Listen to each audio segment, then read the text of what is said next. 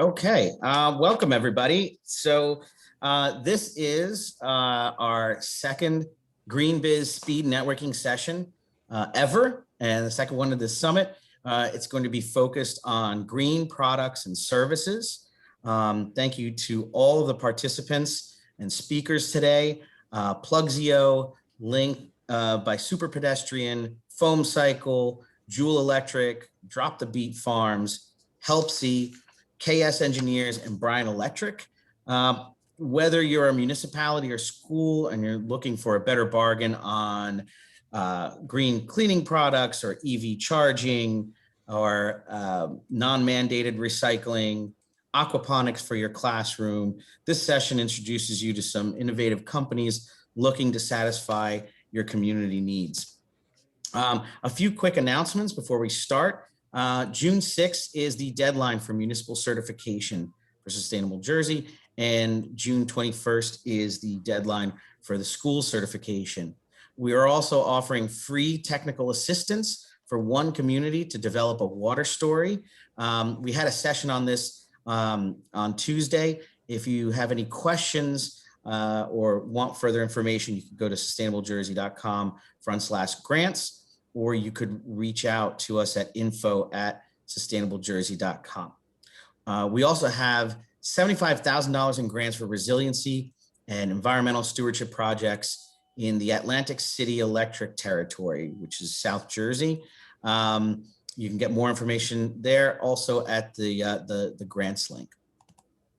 Wanted to just thank our sponsors and program underwriters, New Jersey Clean Energy Program, the Dodge Foundation, NJSBA, our summit sponsors, New Jersey Natural Gas, NJEA, Horizon Blue Cross Blue Shield, Ocean Wind, South Jersey Gas, Link by Superpedestrian, who's actually presenting today, PSEG Investors Bank, Bayshore Recycling, New Jersey American Water, New Jersey Aggregation, Solar Landscape, Atlantic Health System, NJM Insurance, Elizabethtown Gas, and the First Energy Foundation.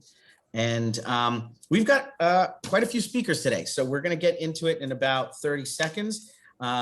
We've got some really great companies, and these are the speakers. Thank you to Mohammed, Paul, Rini, Bob, Susan, Cody, Dan, Sean, and George for participating. And finally, tomorrow there's even more really great sessions. So definitely go to our to sustainablejersey.com and click on the Sustainability Summit link, and you'll see all the really great sessions that are going on later this afternoon and also tomorrow. It's really 5 days of incredible sessions. If you haven't joined any of them, I definitely suggest that you do that. So, so with that, let's get the ball rolling with Mohammed. Mohammed, I'm going to make you a co-host, and Mohammed is the co-founder and CEO of Plugzio, and Plugzio is what Plugzio is a micro utility platform that allows real estate holders, utilities, or even individuals to manage, monitor, and sell access to power as a service. They could be thought of as a kind of a power vending machine, but Mohammed will be able to explain Plugzio. It's a pretty cool product, and take it away. Thank you so much, Joe. Can you? I'm not a co-host yet. I want to put myself on a spotlight. Made you a co-host right now. Perfect. Okay, we have a winner. Okay, I'm excited to be here. Thank you, Joe. So, my name is Mohammed. I'm co-founder and CEO of Plugzio, and we essentially, as Joe described, we focus on charging for the bright-minded. Now, did you know that every electric vehicle gets delivered with a charger? This is a Tesla charger. At the bottom, you see a Porsche charger. This is a Nissan charger. And there's one thing common about all of these chargers, and that's the fact that they can be plugged into a regular outlet. Now, the electric vehicle charging industry is a $70 billion industry. But something doesn't add up here, because if the charger comes free with the vehicle, then why do we have a $70 billion charging industry? I mean, your laptop comes with a charger, and you don't see a $70 billion laptop charging industry. Now, if you're thinking, well, electric vehicles have bigger batteries, so they need faster chargers, and it's not a laptop battery, I'm sorry, you've been misguided. You use your laptop a lot more than you use your vehicle. In fact, 95% of your vehicle's lifetime is spent parked somewhere. And since you only have to fill up what you've used during the day, not the whole battery as falsely advertised everywhere, then the charger that comes with your vehicle is more than enough for you. So why don't people use the chargers that come with the vehicles? There's two main reasons for this. One is the spread of misinformation in the industry. This is where they tell you it takes 16 hours to charge your vehicle. What they don't tell you is that it takes your vehicle 16 hours, not you. It takes you 5 minutes to charge your vehicle. You get out of the car, you put in the charger, you go home and you sleep. It may take your vehicle 16 hours, but your vehicle is parked at least 20 hours a day. So why does it matter? You don't have to sit in the car, just like you have to do when you get gas. So there's this spread of misinformation, but I have a full 30-minute presentation on that. Email me if you want to get access to that. But the other reason for this is outlets are not designed to be shared. So electricity is a 100-year-old technology, and this is the problem that we're trying to solve. So let's look at it. If you take the charger that you have and you take it to you go to a school, you go to a city, you see an outlet in the garage, you plug it in. The cost of electricity goes to the property and not you, the user. And properties are bleeding money. They're not happy to deny people access to those outlets. And that's where Plugzio comes in. Plugzio is a micro utility platform that allows properties or utilities to monitor, manage, and recoup electricity costs at a micro level. So we take the money from the user based on the rate that the property sets, and we give the money to the property. That's how easy it works. So just simply, this is how it works. We have the device here. You plug in your device. There's no electricity flowing by default. You scan the code as a user. You see the rate that the property sets for usage. You agree to that rate, and the electricity starts flowing. Bada bing, bada boom. That's how easy it works. So we looked at the industry at Plugzio, and we said, instead of making the charger smart and connected, let's make the outlets that this charger connects to smart and connected. In turn, make it a lot more affordable and scalable. And now anything that gets connected to that outlet becomes smart. And I mean anything, because people use us for electric bicycle charging as well as electric vehicle charging. So we're a multi-purpose product. Plugzio is essentially an ATM machine. Our currency is energy. So we have different types of products. We have Plugzio Universal, which is a smart junction box. It makes anything that comes in line with it smart and connected. Then we have Plugzio Integrated, which is a smart outlet. It's outlet on steroids. The price range is somewhere between $250 to $380. And then the price difference between us and the competition is huge. SFU, Simon Fraser University, did 43 EV-ready spaces. The quote they had for chargers was $368,000. With Plugzio, they did the entire the parking garage with 43 units, $55,000. $300,000 was the savings. That includes everything. Like they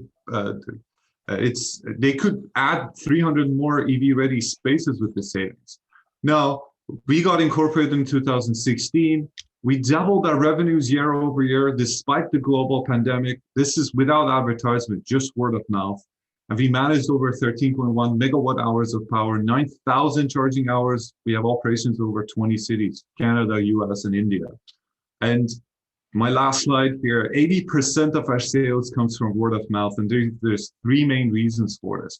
One is affordability. We're 1/5 of the cost of the competition with the same feature set.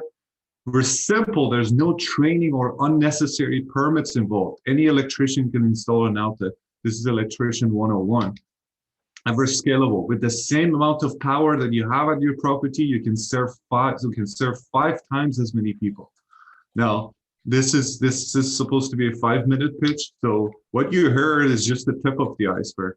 Please join me at the end of this session. And this is the meeting ID. I would love to be able to answer any questions that you may have. Thank you for listening. Great. Thank you so much, Mohammed.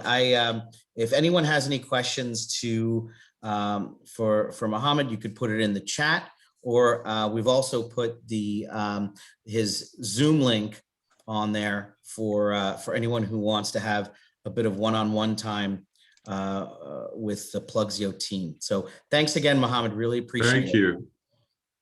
Okay, so Link by Superpedestrian is next, but I don't think that they're having a few technical issues. So if Rini from FoamCycle is ready, Rini, I will make you co-host here and you'll be all set to go.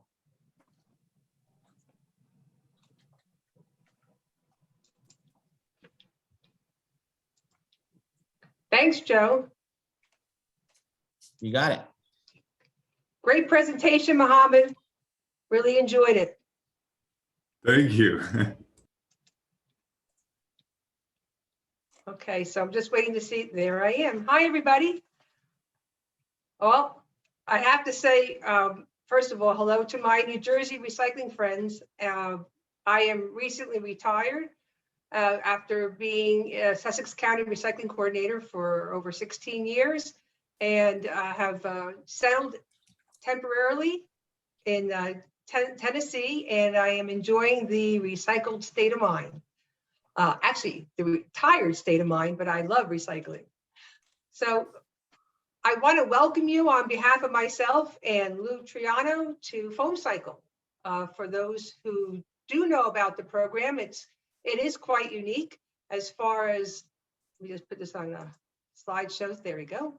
For those of you who do know about FoamCycle, it is a unique system that can actually recycle foam packaging at an outdoor municipal or school recycling drop-off center.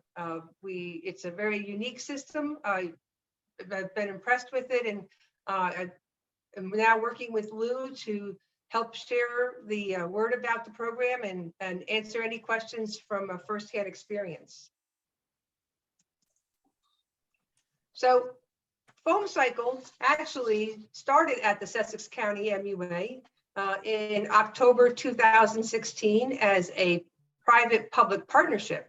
It really was in response to the Amazon effect because we were getting a lot of packaging foam at the landfill, which was being disposed of at the landfill. And the residents were bringing the foam to us, and they wanted it recycled because it had that number 6 symbol on it.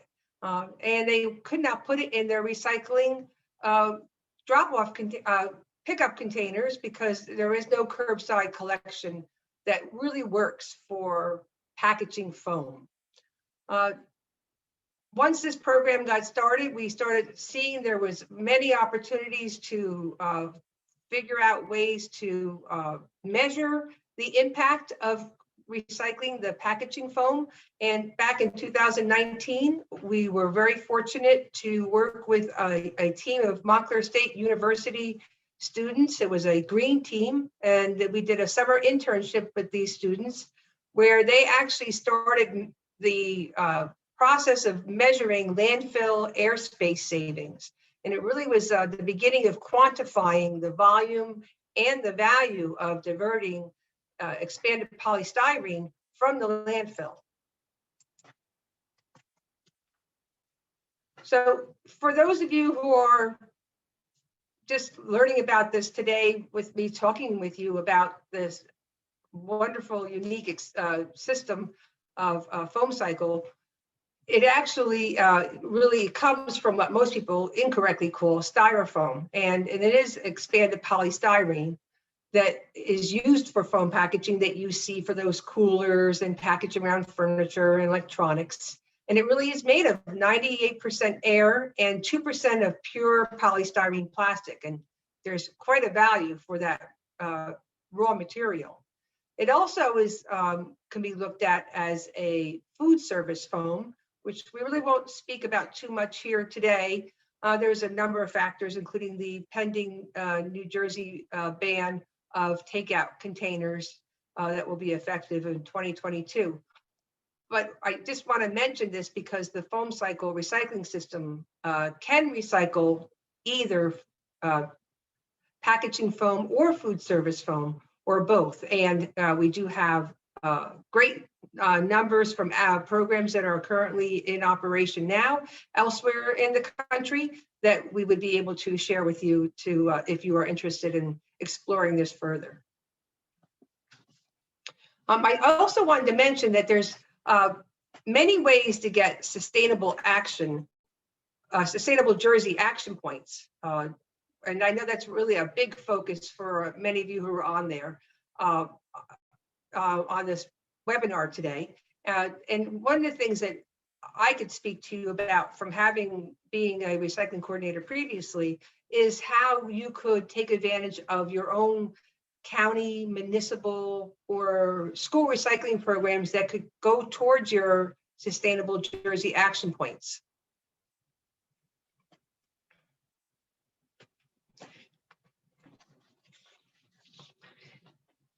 And I would love to stay connected with my New Jersey base, and there's much more to tell about the FoamCycle system than I could share with you right now in the brief 5 minutes. I did like Mohammed's image. It definitely spoke to me as far as we have 5 minutes to talk to you now, but there's so much more to share. So I hope that you'll be able to meet with me after when we can have in our chat room.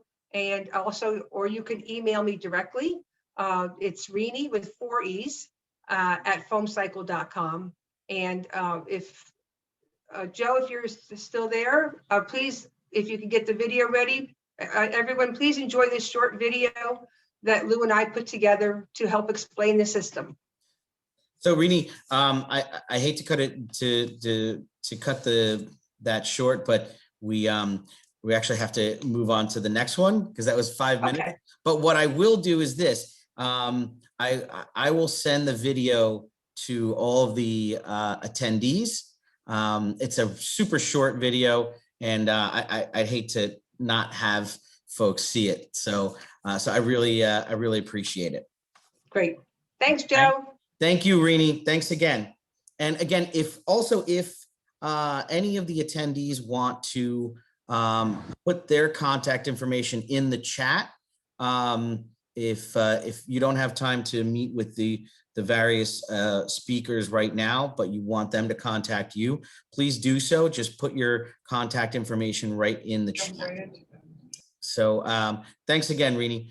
Okay, so we have next Bob and Susan from Joule Electric, and I see that Paul is on as well from Link. So what we'll do is we'll do Bob and Susan from Joule, and then we'll circle back over to Link by Superpedestrian. So Joule Electric is they specialize in customer service and is a full line distributor of energy efficient electrical supplies, lighting products, controls, and other components needed to upgrade, install, retrofit, or restore your electrical systems. Bob has presented before at our in-person summit as an exhibitor, and we hope to see him, as of course everyone else, next time we have our in-person summit. So Bob, take it away. Well, thank you everyone for joining us. And Joe, am I set up to share my screen? Because I have a video I'd like to allow to do my talking.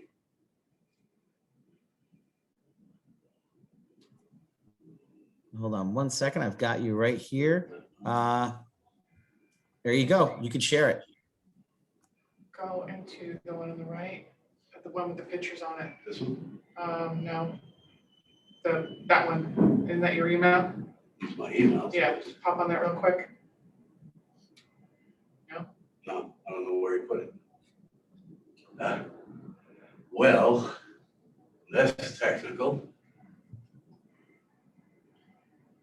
Well, I do apologize for that. So it looks like I'm going to talk to you for a few minutes, and we had we did a very nice video of our booth that we set up here, and I had it all launched to go. We practiced it earlier, and I had someone who is much more technical than I do it for me, and now I don't know where he put my video, so I can't find it. So I would spend more than 5 minutes searching for it. Jewel Electric is a full-line distributor of electrical supplies and equipment, and I do apologize. We have a full array of LED lighting. We have recycling boxes. We have controls. We have solar fixtures. I would love the opportunity to show them to you, and for that reason, I'd like to especially share. If Joe, Joe, do you have my QR code that you can put up? And if anyone would like to download our app, I will be sure to have our video uploaded to our app this afternoon. I'll make sure that everyone gets it as well. So I'll make sure everyone gets your video, and your contact information is going into the chat as well. So yeah, and I do apologize. I am much better at live demonstrations where I actually have my booth that I could do this, and I would like to introduce you. We're not on. We're not. Thank you.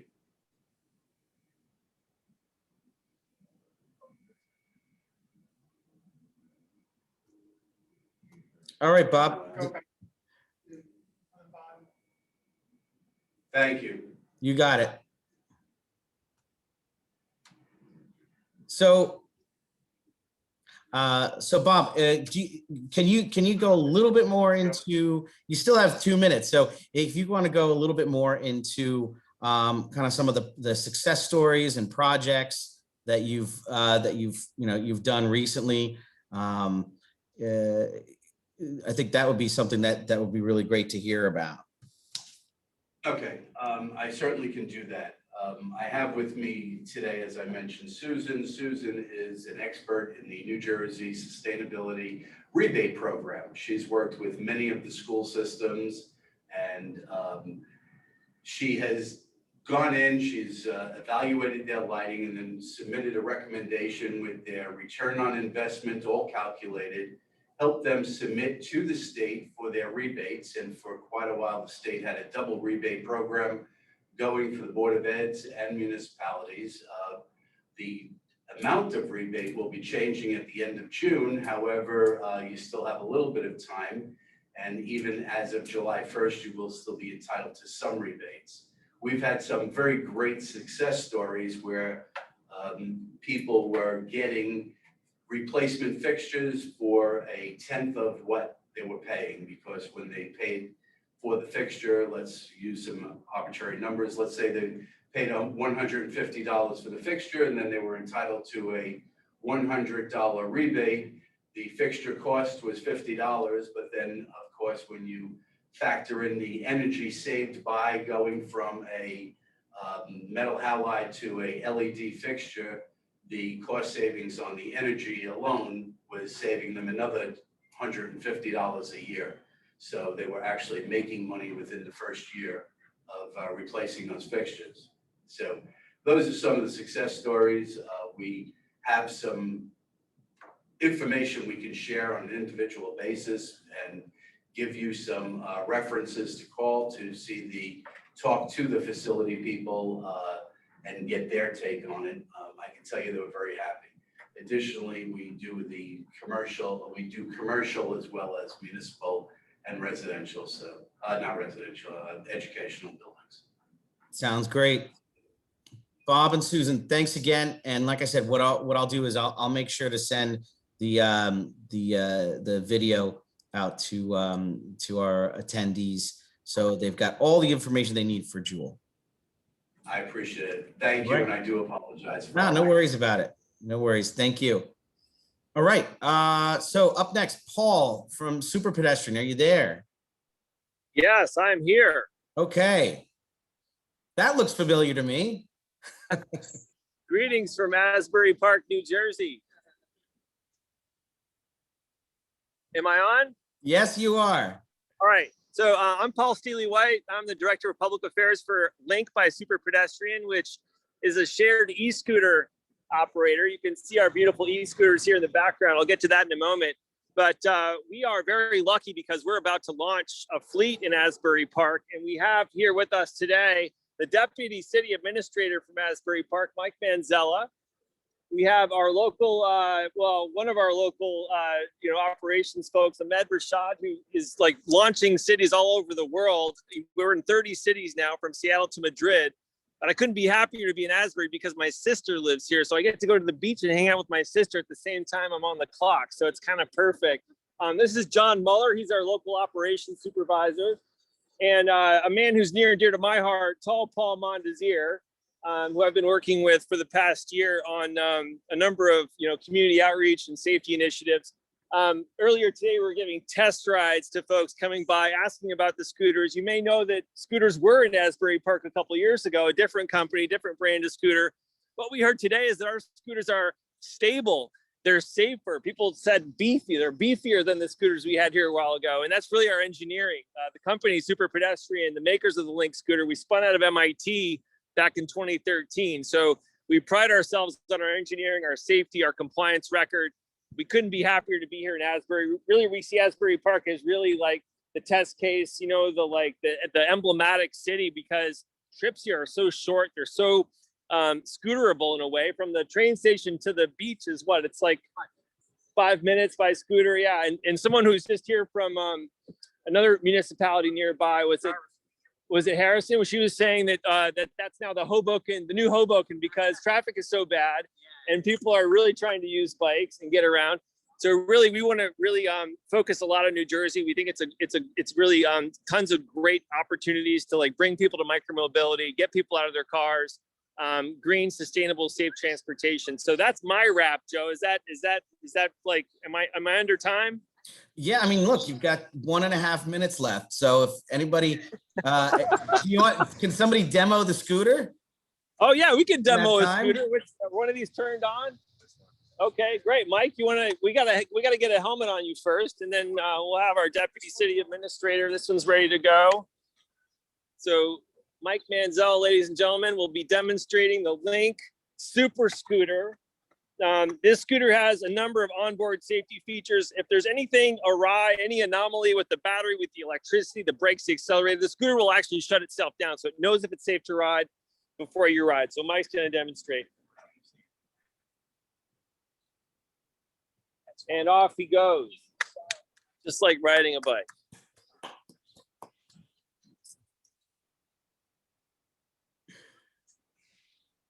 All right. Notice how Mike stops. He's yielding to pedestrians. That's very important. All right. Oh, how fast do those babies go? So they're capable of going much faster, but we speed limit these generally to 15 miles per hour. I think in Asbury, we're actually doing 12 miles per hour. And then we're right near a no ride zone. So we geofence so they don't go into areas. Oh, look at these cute children. Oh my gosh, these children are so cute. What's up, you guys? This is my daughter, Ivy, my son, Ray, my sister, Christina. So yeah, we're all in the family here. Linked by Superpedestrian, Asbury Park, New Jersey. We'll see you guys later. All right. See you guys. Bye. Love you. All right. We got mom. We got apple pie. We got, the beach. We got, what else do you need? That's it, man. That's it. So right. If anybody wants to learn more about Link by Superpedestrian, Lauren has put the contact information for Paul on the site. Look at that. Perfect timing. And again, thanks again. And Paul, you're going to be available for a one-on-one session in a little bit, right? Absolutely. All right, great. Absolutely. I'm Thanks, jealous. Joe. Enjoy the weather. You got it. Thanks, everybody. All right.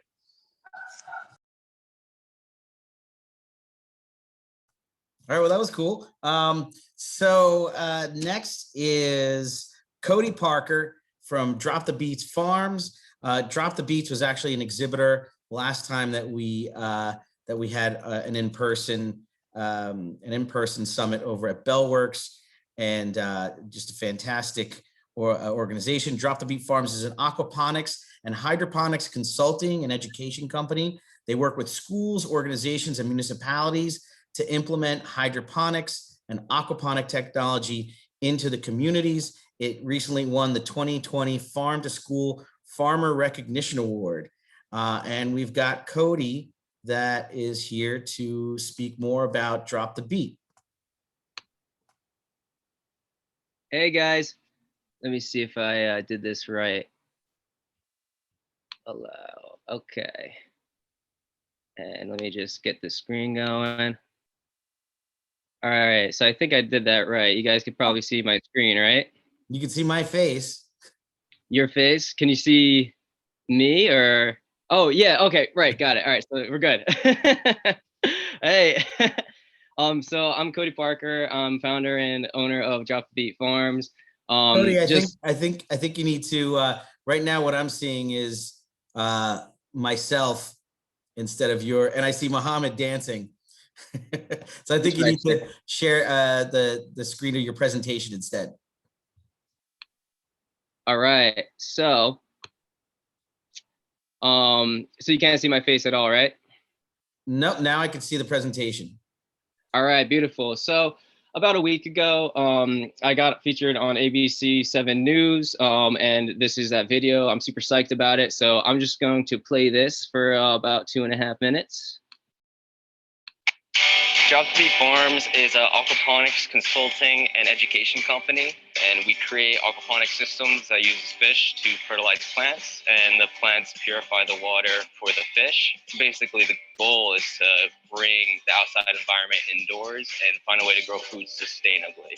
It is through aquaponic systems like this that Drop the Beet Farms is bringing this unique farming experience to 10 different school districts across New Jersey, enhancing their STEM curriculum while teaching students about sustainable farming techniques. It's called the nitrogen cycle, and this is what is a great teaching topic for chemistry and science classes for students. There's actually 4 different organisms. There's fish involved, there's 2 types of bacteria that convert the fish waste into fertilizer, and then the plants suck that fertilizer out and it comes back as clean water for the fish in a recirculating ecosystem. It's gonna regrow every 2 weeks, so I'm just gonna harvest the outside leaves, and then in 2 weeks, it's ready for another harvest. This is the biggest production unit that we've built, and it grows 344 heads of lettuce per month. So that equals about 4,000 heads of lettuce. The good thing about this is it's an intensive crop production plant. So we're growing plants to be 1 month old, and then we're transplanting in here them to grow for the next month of life. We can grow herbs. We have cilantro in this system. We're growing Swiss chard, bok choy, parsley, mustard greens, watercress we're growing in this system as well. It's a whole spectrum of any type of leafy greens. You can bet you could grow it pretty good in aquaponics. So between all the schools, they're different size systems. Some are larger than others, but it equals out to about 10,000 heads of lettuce that we can produce annually from these systems. The engagement that students have with it, it's irresistible. You have live fish swimming right before your eyes. You have the plants growing very fast. Week by week, you can see them growing. And that opens up the whole realm of when you're actually working with this system, you're trying to figure out how it works. And then you can start delving into chemistry, engineering, different types of sciences that can come from these systems. Once you capture that imagination, they kind of take that ball and they can start getting creative with it. They can start thinking of how they can implement this in their communities. We're just going to keep on working. We're going to keep on building systems. We're going to keep educating students. And the ultimate goal is to connect people with their food, have it be grown locally, sustainably, and be very healthy and nutritious to eat.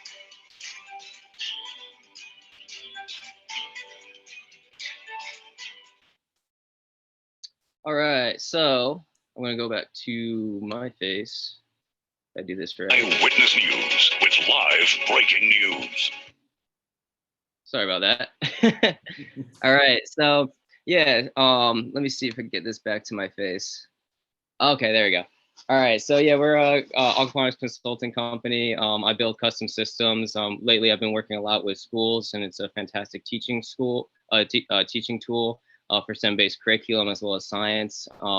So I work a lot with among 10 different school districts, and we keep on growing, expanding into municipalities, organizations. So feel free to reach out to me if you have any interest in aquaponics or hydroponics technology. I would love to talk with you guys and see what we can offer and what we can build together. Great. Cody, listen, thanks so much. Does anyone have any questions? Because you do have about 30 seconds left. If you have any questions for Cody, we put his Zoom link in the chat as well. Or you could drop your questions on the chat. By the way, I will be sending everyone, all the attendees, the contact information for all the different presenters in case you've missed it. So someone put that into the chat for me. And so yeah, so Cody, thanks again. Thank you. All right. So next up, we've got Dan Green, who is the co-founder of Helpsy, another former exhibitor of ours from our in-person summit. So if you're a community looking at the non-mandated recycling action that we have, Helpsy has quite a few solutions for that. It's hard to believe, but over 85% of clothes wind up in the trash. Helpsy is a company with an environmental mission to radically change the way people think about clothing recycling. It is the largest clothing collector in the Northeast through their robust network of donation bins, clothing drives, and residential partnerships and curbside pickups. They've collected over 30 million pounds of clothes last year. And to speak more about it is Dan. Dan, are you there? Yes, I am. There you are. Okay. Can I share screen here, Joe? Yeah, go for it. Okay.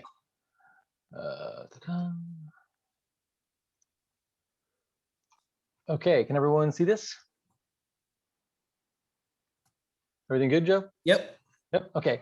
So Helpsy is the Northeast's largest clothing collector.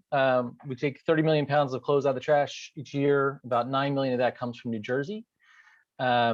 We collect from about 1,200 bin locations, like you can see here.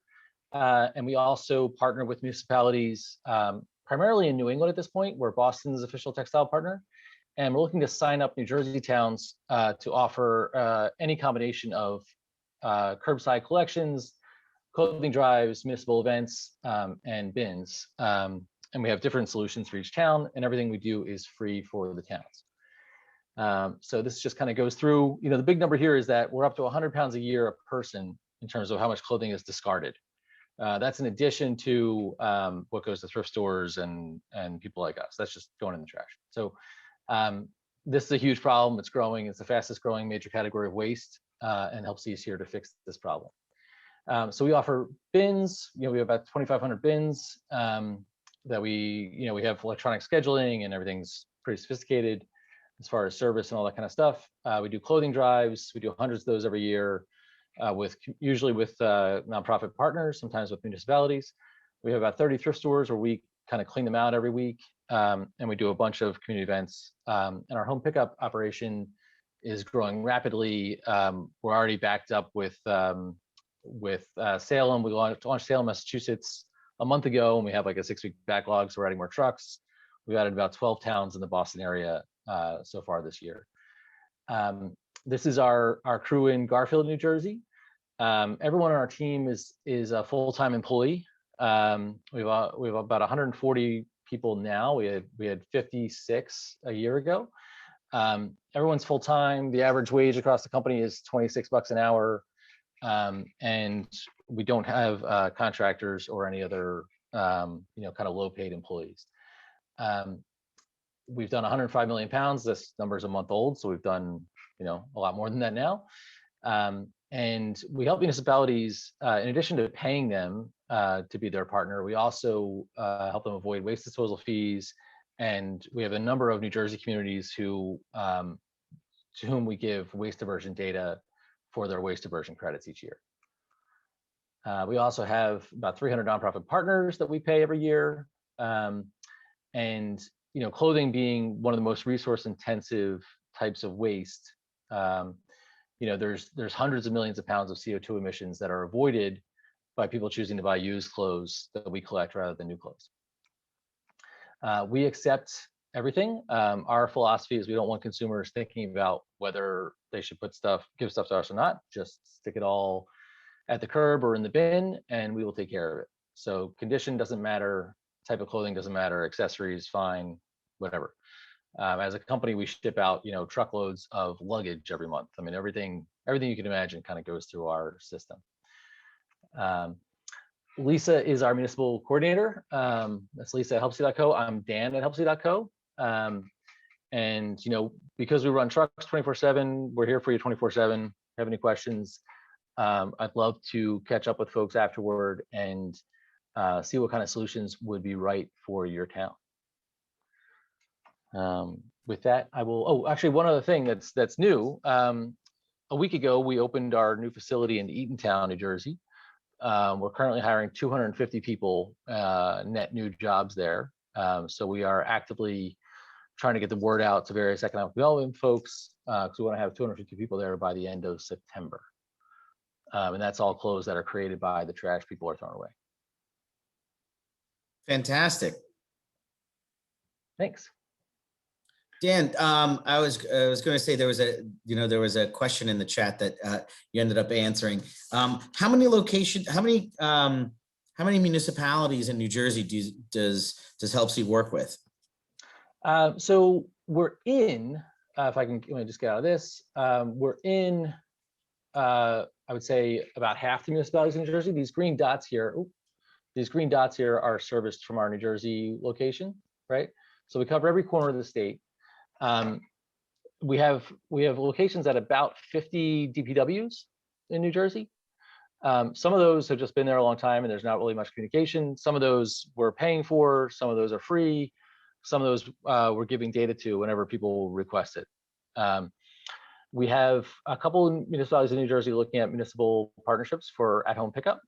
And that's something we're really looking to expand, especially as from Eatontown, the whole state is just much easier to reach than it has been for us. Great. And that ringing was perfect timing once again. It's amazing what you can pack into to 5 minutes. So thanks again, Dan. Dan's going to be around later or after this event on a Google Meet. Lauren put his information on in the chat. And again, if anyone wants to put their contact information, whether you're one of the participating businesses or one of the attendees, this is all about networking. So please feel free to put your contact info in the chat. We'll make sure that everybody gets that. So thanks again, Dan. Next up is KS Engineers. And we have Sean Sikerski, who's the senior civil engineer, to speak a bit about their engineering firm and specifically about stormwater management and what KS does in that realm. Pretty interesting stuff. Sean, are you there? I'm here. I'm all right. There you are. Control. Here we go. All right, thanks, Joe. Appreciate it. Let's have a quick slideshow here. If I can start it. There we go. So as Joe said, my name is Sean Sikerski with KS Engineers. I am a senior civil engineer with our company. We are headquartered in Newark, New Jersey, and we work regionally with additional offices in Mount Laurel and in Philadelphia. And we're about 250 person company. I'm a licensed professional engineer in New Jersey and Pennsylvania, and been working around 22 years in the business. And my primary area of expertise is stormwater management, and I'm a certified municipal engineer. That's what the CME is. Currently I work for a consultant for county and municipalities in New Jersey and the greater Philadelphia area. I'm responsible for project design and management of capital improvement projects, specifically related to water, sewer, and green infrastructure improvements. We've helped implement green infrastructure improvements. This is a photo you see here is kind of an example of one of our designs and construction regarding improving water quality, runoff reduction, and promote groundwater recharge. We've been doing that for about 10 years. It's again primarily focused on combined sewer systems, older systems in our area. That's not always the case. for some municipalities, but these are still applicable to them because they can help limit erosion to downstream creeks and streams. And again, we're focusing on Green Street infrastructure, which this is what we would call bump out, where water would flow from curb cuts or the inlets you can see on the screen, gets into this, it recharges the water, and cleans up the water. Now, other thing you might see is a tree trench. That's what I'm showing up here. I know this isn't very exciting. It's just a black and white engineering drawing, but this operates with this is a plan view in the upper left-hand corner, a profile below. We just put water underground in an open graded stone. It holds the water, helps infiltrate it, or if it can't infiltrate, slow release it. You can add trees. You might not see anything at the surface except the trees and not know what's going on. But it allows us to take a small footprint and manage runoff from sidewalks and roads. And again, treat water quality, groundwater recharge, and reduce flow into creeks and streams and sewer systems. So basically it just works. The runoff comes into this inlet here, passes through the system. And if there's overflow, we have an outflow downstream where it can bypass and get to. The main focus again with this, what we call GSI, Green Street Infrastructure, is implementation goals to manage stormwater runoff in smaller areas. That's advantageous to this. Reduce runoff, improve groundwater recharge, improve water quality, and reduce long-term maintenance costs. These tree trenches and rain gardens, such as this, or something even more like this, which is a larger rain garden area that can be used if available area is an option for municipality-owned areas, you have private developers or private sites that are interested in this. Tree trenches and these rain gardens are upstream solutions instead of larger systems downstream, and usually long-term maintenance costs are less. And you get an aesthetic benefit this too, instead of a large above ground basin that takes up a big area or something underground. It's hard to maintain and is at a very large scale. So we think this is a good option that people can pursue if it works for them, in their communities. You're providing the water quality, erosion control protection to downstream areas, groundwater recharge if it works. And again, there's also an aesthetic item to it, particularly when we get to native plants and species that we really like to use.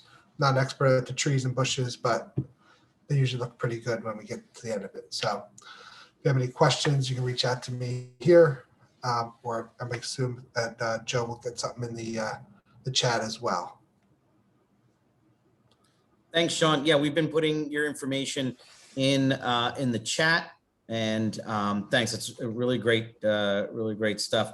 And again, if anyone wants to reach out, or if you missed any of the contact info, you could even reach out to me at grillog@tcnj.edu, and I'll get you that information. Thanks again, Sean. Thank you. You got it.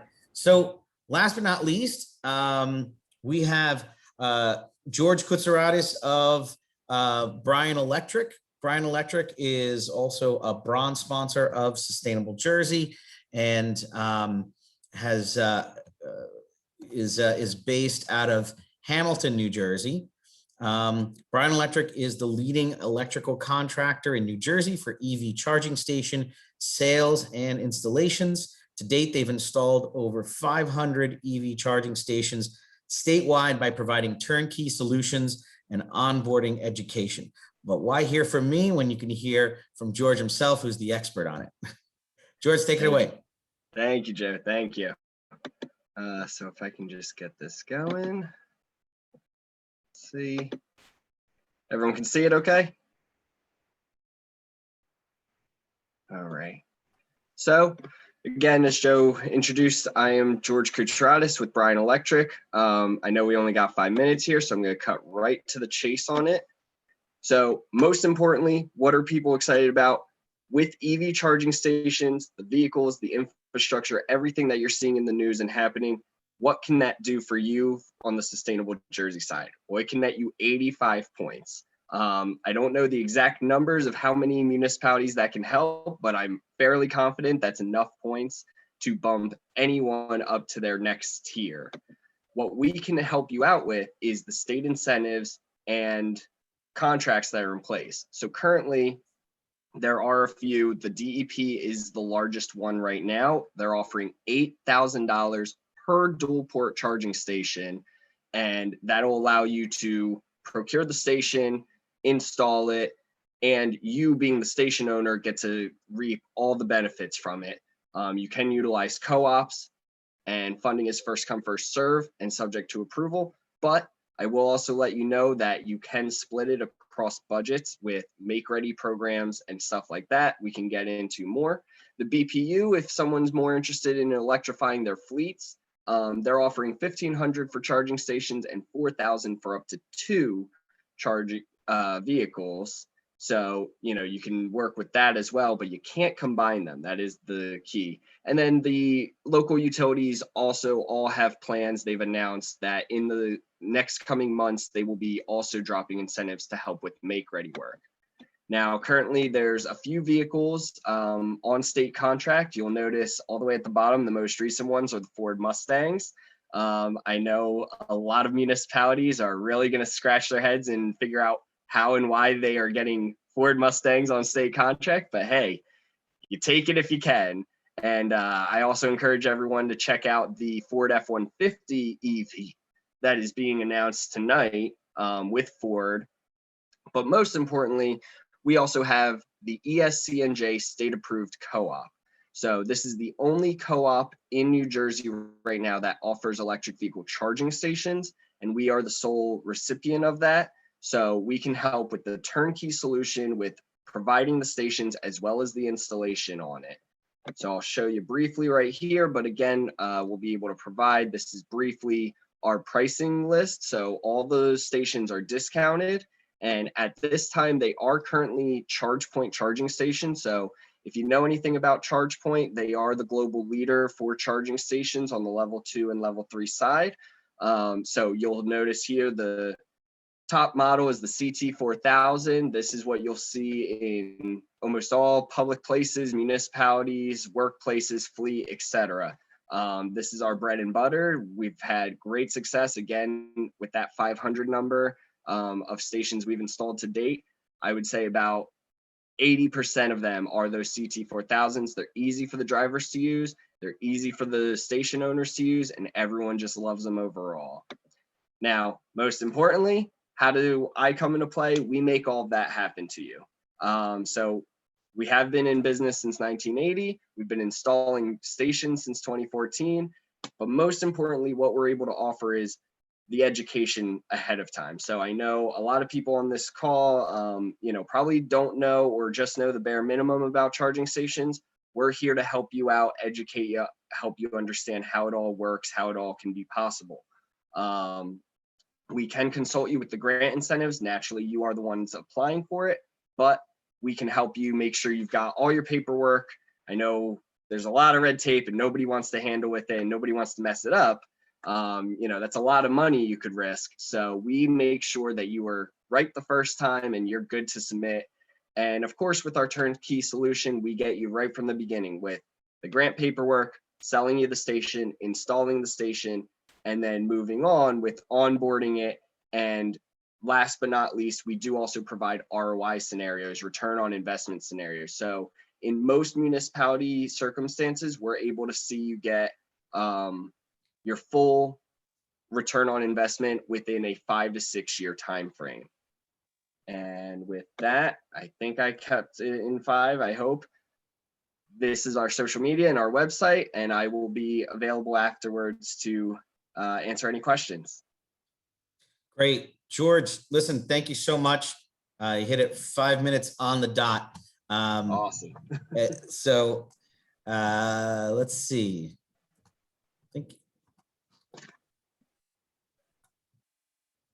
Okay, there we go. So again, everyone, wanted to just thank all of the participants and make sure that if you have any questions whatsoever on any of the vendors, just let me know. And to remind you that we have a full set of sessions all the way until Friday. Actually, there's one that's starting at 1 o'clock, building a sustainable workplace culture, which is going to be really fantastic. And I'm actually going to put the link there for you to register for that session if you haven't already into the chat. And Lauren, did I miss anything? I don't think so, right? We've got everyone, but Brian, George, I just chatted you that the Zoom link we have for the meeting you set up was invalid. So if you wanted to just post the correct link in the chat so people could chat with you afterwards, that would be great. You're muted though. Sorry about that. Give me 1 second. Let me try and grab it again. Great. Does anybody have any questions for any of the vendors? I know Paul's not here from Link. He's enjoying the beach at this point. But if anyone else has any questions, we've got 1 more minute left.